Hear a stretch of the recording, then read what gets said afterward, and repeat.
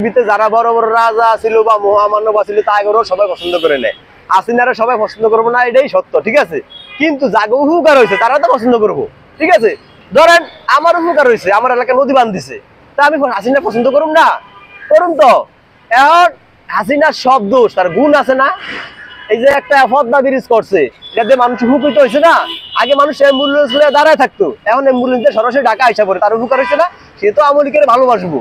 Metro rail করছে, কি শান্তি, আমরা মেট্রো রেলে সরি আনন্দ পাই, আমরা আওয়ামী লীগের প্রশংসা করুম না? করবো, এটি যে হবে।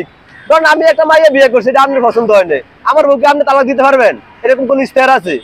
আমার বউ আমার ভালো লাগে, আপনার কিছু করার আসেনি। আমরা না চিনলো ডক্টর ইউনূস হারে হারে টের পাইছে, মানে আওয়ামী লীগ কি আর আওয়ামী লীগ কি করতে পারে।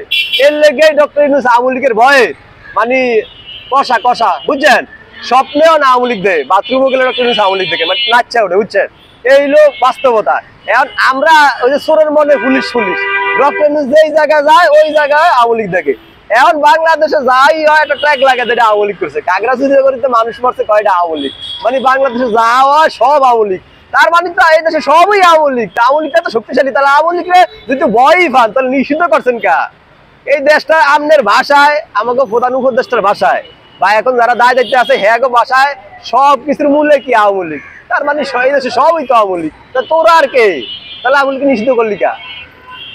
আর একটা বড় কথা, একটা সত্য কথা কই আজকা, আপনার বাংলাদেশে ঢাকাতে টিএসসি রয়েছে একটা সাইনবোর্ড আছে, বুঝছেন, মানে পরমাণু শক্তি কমিশন কেন্দ্র, মানে সাইনবোর্ড আছে, ভিতরে মাল মেডিসিন কিছু নাই।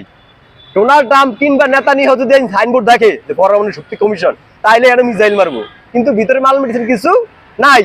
এই ডক্টর ইউনূসের শুধু একটা সার্টিফিকেট আছে, যেটা নোবেল পাইছে, ওই সেই বালসল, ঠিক আছে, আর কিচ্ছু নাই। একটা স্বার্থপর এই লোকটা এবং কিলার। ডক্টর ইউনূস হচ্ছে বাংলাদেশের জন্য একটা ছোটখাটো ব্লাড ক্যান্সার। আপনি যদি এই সময় থাকতে ব্লাড ক্যান্সার দূর না করেন তাহলে বাংলাদেশের কপালও খারাপ কিছু আছে, বাংলাদেশ মানুষ না খেয়ে মরবো। আমি আপনার কই আর 6 মাস পরে দেখবেন মানুষ অভাবে ফইরা এই জয় বাংলা স্লোগান দিতে দিতে বর্ডার ক্রস করে দিল্লি যাইবো শেখ হাসিনার লিগা। দেশ দুর্ভিক্ষ শুরু হয়ে যাবে মেয়ে ডক্টর ইউনূস।